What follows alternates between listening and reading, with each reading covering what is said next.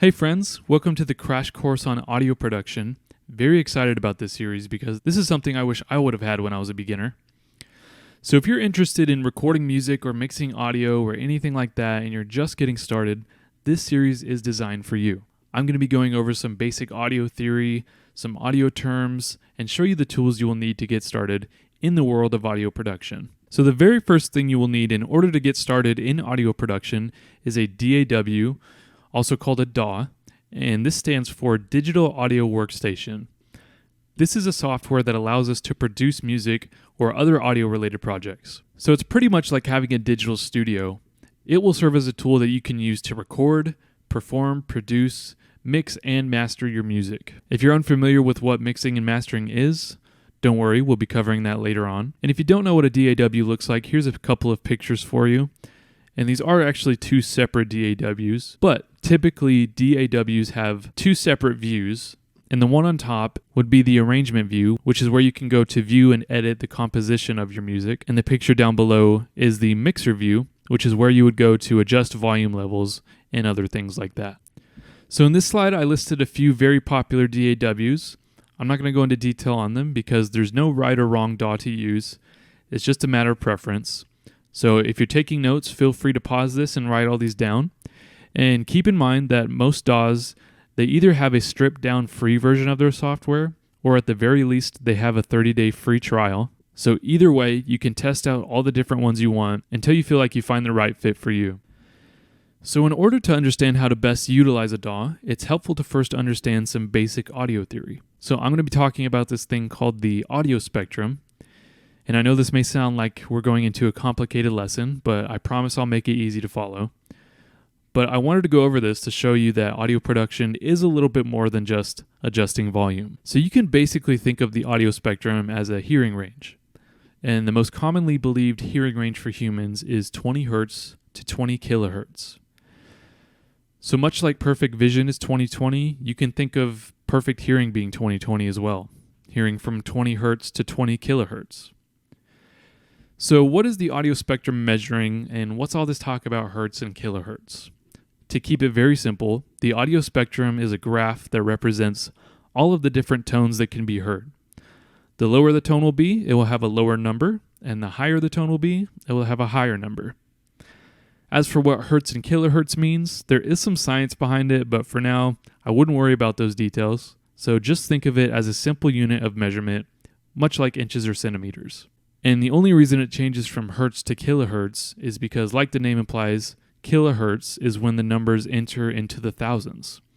So instead of saying 1,000 hertz, we would say 1 kilohertz, or more commonly, 1K for short. So the graph down here is representing the audio spectrum, which many different EQ plugins will display. And if you don't know what EQ is either, don't worry, we'll also be covering that soon. But this is how you would read the graph. The x-axis is representing the frequency range, or in other words, all of the different tones, and the y-axis represents the subsequent volume of all the different frequencies.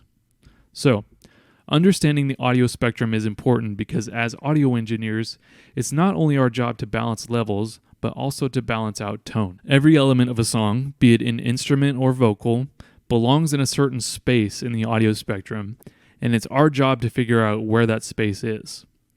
Think of it like a house. So in a house, you have certain rooms for certain purposes.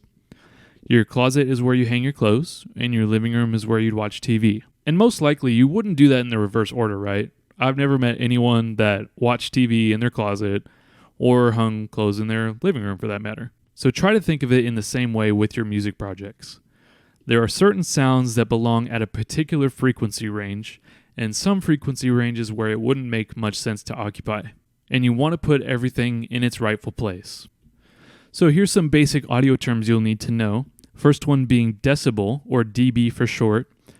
And this is the unit of measurement used for determining the volume of an audio source. So for example, loud audio signals will have a higher dB measurement than soft audio signals. Gain is similar to volume, but different. Gain measures the input level, in other words, what level it reaches in the recording process, whereas volume measures the output level, in other words, what level it reaches in the mixing process.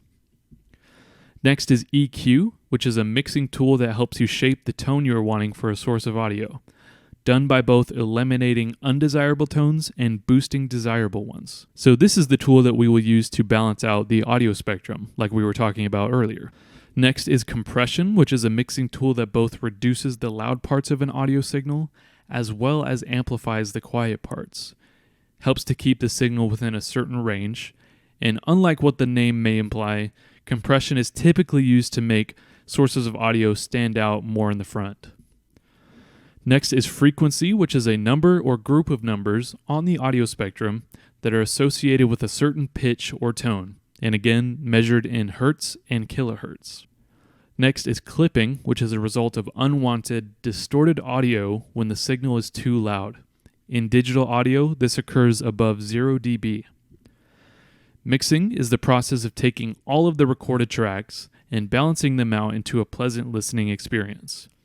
This is done by adjusting each track through one or more of the following: volume, done through your channel faders; tone, done through EQ; dynamics, done through compression; and placement, done through panning, which I will talk more about in the next video.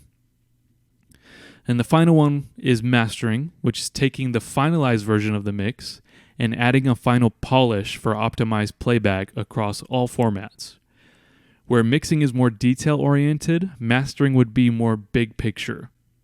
So in mixing, you're adjusting all the individual tracks, whereas mastering, you get a single audio file of the finished mix, and you're just adjusting that one audio file. All right, guys, we're going to be continuing this series, but if you're eager to get started in recording your music or other audio projects, and you need a step-by-step guide on what you need to get started, or if you want audio gear recommendations based on your budget, I have great news for you. On my website, prodigycreationsnow.com, I have a free gift available for you. And it is a free ebook called The Simple Guide to Recording Music Now in 5 Steps or Less. So this ebook is going to go hand in hand with the series, because this series is focused on teaching you audio theory and helping you understand concepts in audio. And the ebook is going to give you a list of all the physical things you're going to need in order to get started recording today. So by going through this series and by downloading this free ebook, you're going to be putting yourself on the fast track towards getting your music recorded and released out into the world. So visit prodigycreationsnow.com today for your free ebook. Very first thing you're going to see on the homepage is a button that will lead you to where you can get this free ebook. And all you're going to have to do is enter in your email address, and within minutes, it's going to be sent right to you. So that wraps it up for today. Thanks, everyone. This is CJ with Prodigy Creations, and I will see you in the next lesson.